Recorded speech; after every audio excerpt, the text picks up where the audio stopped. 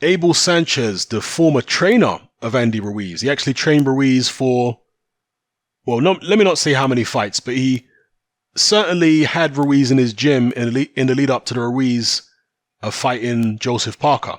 Okay, so Abel Sanchez did work with Andy Ruiz for a while, but he says that he's expecting AJ to beat Ruiz in their rematch. This is contrary to what a lot of other people in the world of boxing are saying, because there are many out there saying that they expect AJ to lose the rematch. But interestingly, Sanchez, again a guy who's worked with Ruiz, says this. So I'm going to quote Abel Sanchez directly. He says, Joshua beats him in a rematch. And the reason I say that is because we're taking away all the accomplishments before the Ruiz fight. Before the Ruiz fight, this guy was unbeatable. Wilder couldn't beat him. They were talking about $50 million. Fury couldn't beat him. He gets beat by Andy, and now he's nothing. He's crap. That's not true. It doesn't work that way. Not to me anyway. He's a gold medalist who has credentials, and there's a reason why he's there. And Andy had a great night, and Andy did things that were necessary that night, and Manny Robles had a great game plan. That doesn't mean Joshua has nothing. Anthony unfortunately became a star in the UK. That became the priority, being a star, and boxing became second. Now he has to go back to boxing, being first, and being a star second. He's everything in the UK. I saw a picture of him on his own plane, his own jet. Sometimes you have to realize what pays the bills. What pays the bills is climbing through the ropes and being ready for the guy across the ring from him. That wants the true hell. So those are the words of Abel Sanchez. I certainly agree with what Sanchez said with regards to the reaction of many people since AJ lost. They're making out as though AJ's garbage. This is what I've seen in my boxing group online. AJ's a hype job. AJ's rubbish. He got exposed. It's so extreme, the backlash against AJ at this point. It's as if AJ's on the level of a Tom Schwartz. There are people out there making out as though Tom Schwartz is on the same level as Andy Ruiz. Well, that would have to mean that Schwartz has the beating of AJ too. So are you trying to tell me that Schwartz also has the beating of Joseph Parker? Because these are all people who have lost to AJ. Can Schwartz beat Parker? Can Schwartz beat Povetkin? Can Schwartz beat Klitschko? Can Schwartz beat Dylan White? Can Schwartz beat Dominic Brazil? People are going overboard. Do you understand? All those guys I just mentioned are leagues and leagues above Tom Schwartz. People are going overboard because they didn't realize how good Andy Ruiz was. That's the reality of it. Okay? And styles do make fights. AJ got caught and he got beat by the better man on the night. He came up against the style and a skill set which caused him a lot of problems, and obviously was able to get the win over him. But that doesn't undo all the stuff that he did prior to losing to Ruiz. He still achieved a hell of a lot, and you can try and downplay it as much as you want. It's a load of nonsense trying to downplay it. He beat good men, and he did real things. He achieved real things prior to this loss. So he's always had ability. He's no hype job. Of course, he was overhyped by a certain section of his fans, but all fighters with big fan bases are overhyped by a certain section of their fans. So all major fighters are overhyped to some extent, because there's always a certain section of their fans who believe they're virtually unbeatable. So yes, he was overhyped by a certain section of his fans, but he was still a good fighter, still achieved a hell of a lot in a short space of time, and the backlash against him is over the top. I completely agree with Abel Sanchez on that. But is Abel Sanchez being a little dismissive of Andy Ruiz, not giving him enough credit? Is he also not taking into account the psychological damage that this loss could have done to Anthony Joshua? Because it's not just about, making some technical adjustments and coming back. It's about whether you can overcome the psychological demons. And we don't know whether AJ can. History shows us that in situations like this,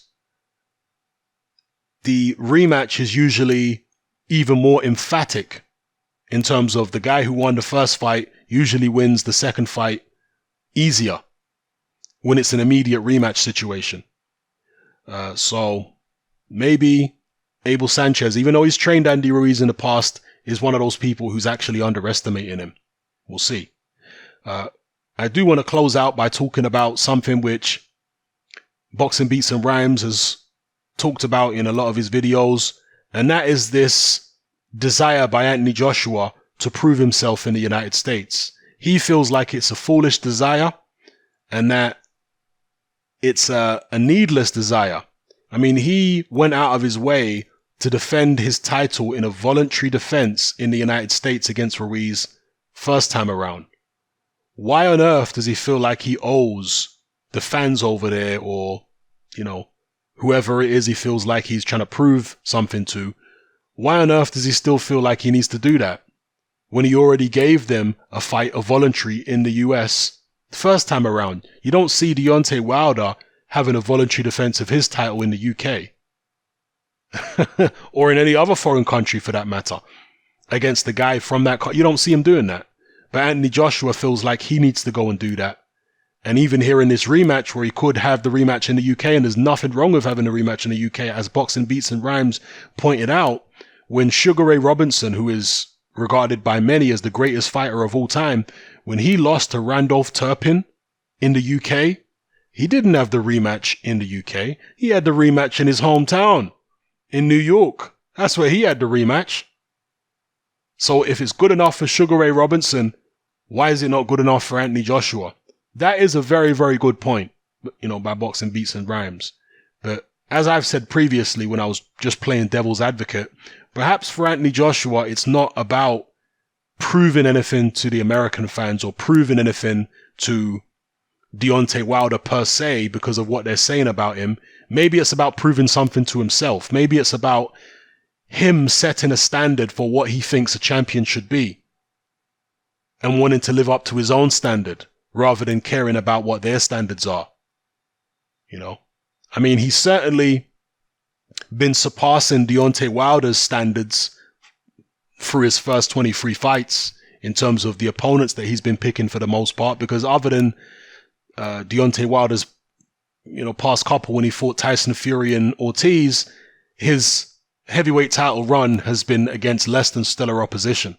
Whereas Anthony Joshua's title run has had a lot more big names in it than Deontay Wilder's, despite the fact that Anthony Joshua's run was, Anthony Joshua had far fewer fights and had a shorter run.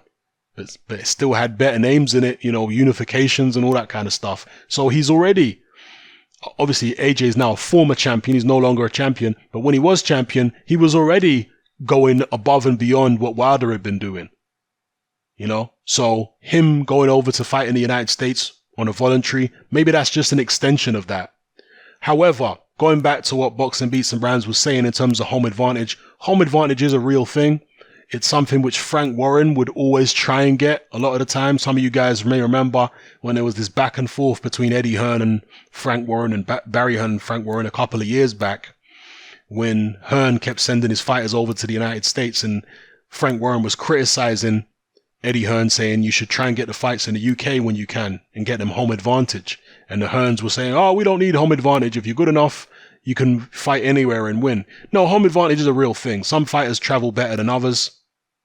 And, you know, having the fight in your own backyard with an atmosphere you're familiar with, surroundings you're familiar with, can make a big difference to your mindset, to your whole energy going into a fight, you know? So at this point, I have to imagine that Eddie Hearn is probably putting as much pressure as possible, and Sky probably trying to put as much pressure as possible on Anthony Joshua to take the rematch in the UK and get this, you know, idea out of his mind of fighting in the United States again for the rematch. And maybe moving forward, and in fact, I expect moving forward, if Anthony Joshua gets past Ruiz in the rematch, and that's not a foregone conclusion, I expect moving forward, they're going to be a lot more careful about the opponents they pick, and they're also going to be more careful about where they fight. I'm sure, I'll be amazed if that's not the case. Yeah. Even if Anthony Joshua wants to be as gung-ho and just fight anybody like he was before, I don't think Hearn, DAZN, and Sky are going to want him to be so gung-ho anymore. because they've seen now how vulnerable he is. So, yeah, let me know what you guys think in the comment section below about Abel Sanchez's statement here. Let's hammer them out. Join me on Patreon. I upload a minimum of 2 podcasts every single week, covering a wide variety of controversial topics, as well as live stream Q&A sessions. Take a look on screen right now at some of the podcasts I've produced so far. For just $3 a month, the equivalent of about £2 a month, you get access to all my new podcasts and my entire back catalogue of past podcasts, including my popular Confessions of a Nightclub Bouncer series. You can listen on your computer or on your smartphone or tablet by downloading the Patreon app from the Google Play Store or the App Store for free. The Patreon app also allows you to download each podcast in MP3. For less than the price of a cup of coffee, you get access to dozens of hours of exclusive content.